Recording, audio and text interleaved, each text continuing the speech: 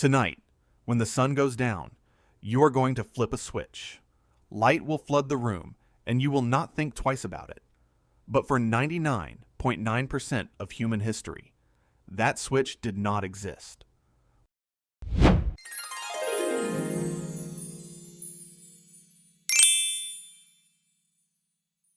When the sun went down, the world went dark.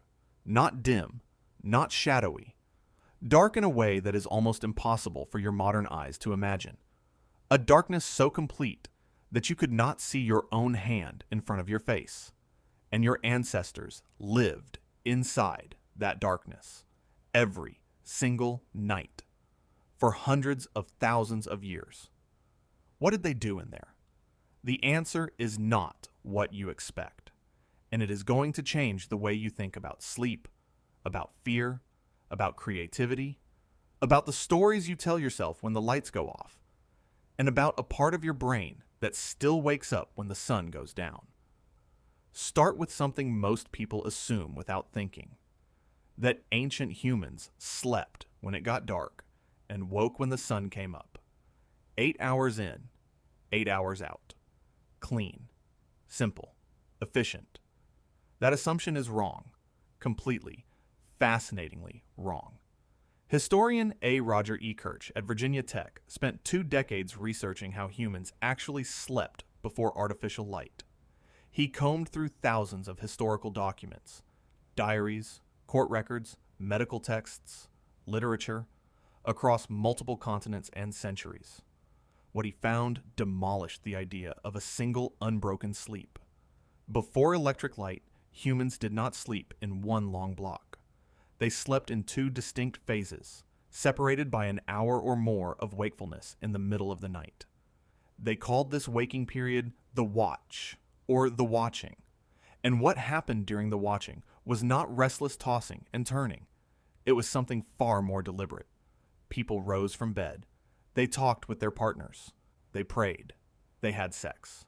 They interpreted their dreams while the images were still fresh.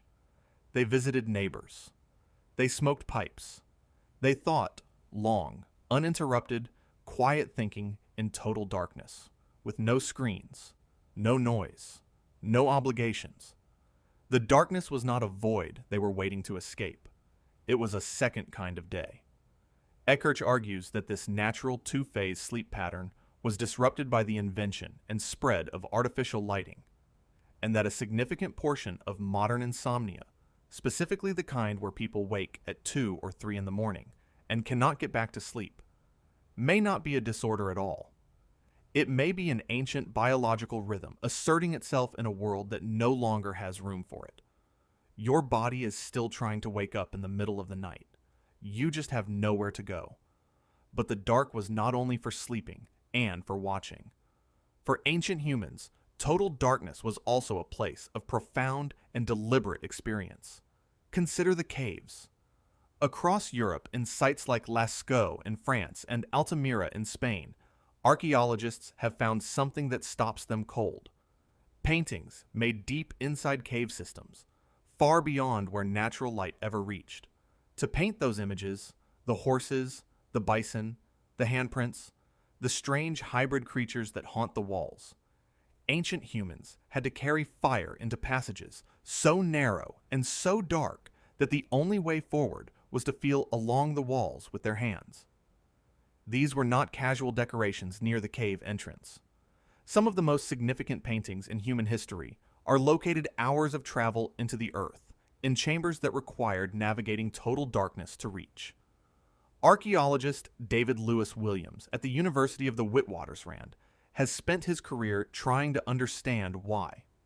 His research suggests that the deep cave was a deliberate choice, that ancient humans were not simply seeking a canvas. They were seeking a specific psychological state that total darkness and isolation in an underground space could produce. In complete darkness, deprived of visual input, the human brain does not go quiet. It generates its own images. Neuroscientists call this phenomenon entoptic phenomena. Visual patterns and hallucinations produced by the visual cortex itself when it receives no external light. Spirals. Grids, tunnels, shifting lights, animal forms, human shapes merging with animal shapes. These are not random. They appear across cultures and across tens of thousands of years of cave art because they are generated by human neurology itself. The same brain, the same darkness, the same visions. Lewis Williams argues that the cave was a technology, a machine for producing altered states of consciousness without any external substance. You walk into the dark. You lose your sense of your own body. The visual cortex begins to generate imagery from within, and at a certain depth of darkness and silence, the boundary between the inner world and the outer world begins to dissolve. Ancient humans were not stumbling around in the dark, frightened and helpless. Some of them were going into the dark on purpose, looking for something that only the dark could give them. And this raises a stranger question. What did darkness feel like to a brain that had never known electric light? Neurologist and author Oliver Sacks wrote extensively about how profoundly the sensory environment shapes the brain's internal experience. A brain that has grown up in darkness, that has spent every night of its life in genuine blackout conditions, does not experience darkness the way your brain does. Your brain has been trained by a lifetime of instant light to treat darkness as a temporary and slightly uncomfortable interruption. For your ancestors, darkness was the default state of half of every single day. They were fluent in it. They had navigated it, worked within it, told stories inside it, made love inside it, been born and died inside it for generation after generation. Research by sleep scientist Russell Foster at the University of Oxford has shown that the human circadian system is exquisitely calibrated to the natural cycle of light and dark, and that artificial light at night is one of the most disruptive forces ever introduced to human biology. The blue light frequencies emitted by modern screens suppress melatonin production in ways that ancestral firelight, with its warm orange-red frequencies, did not. Firelight at night was not just safe for the ancestral sleep system, it may have actually supported it, creating a warm, dim, flickering environment that told the brain, the sun is gone, the world is slowing, it is time to shift into the watching. The fire in the dark was not just warmth and protection, it was a biological signal, a doorway. And around that fire, in that doorway, something extraordinary happened that shaped your species more than almost any other single behavior. Stories. Not recorded stories, not written stories. Oral stories told in the dark, by firelight, to listeners whose eyes could see almost nothing and whose ears were everything. Anthropologist Polly Wisner at the University of Utah spent years studying the Sand Bushmen of the Kalahari, one of the oldest continuous cultures on Earth, and she documented a remarkable pattern.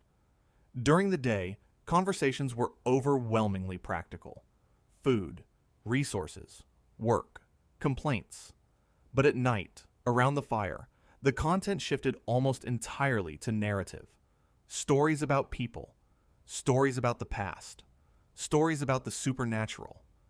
Wiesner found that nighttime firelight conversations were disproportionately responsible for transmitting the information that makes human society possible: moral frameworks, social identity, history, imagination.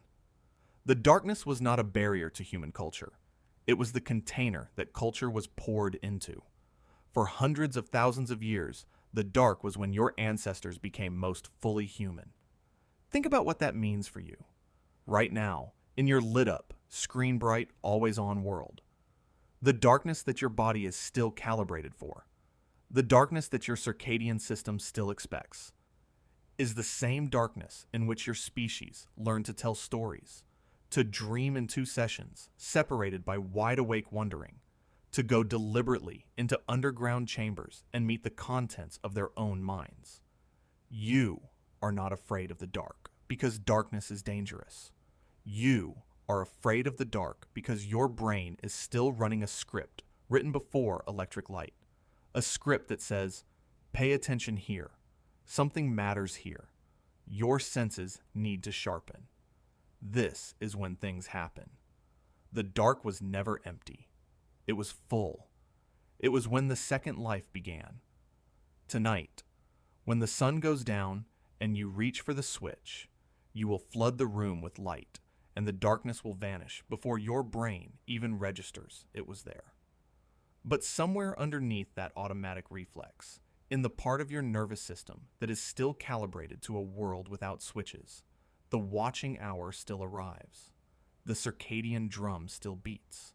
The visual cortex still waits to generate its own light. Your ancestors knew what to do with that. The question is whether you will ever find out.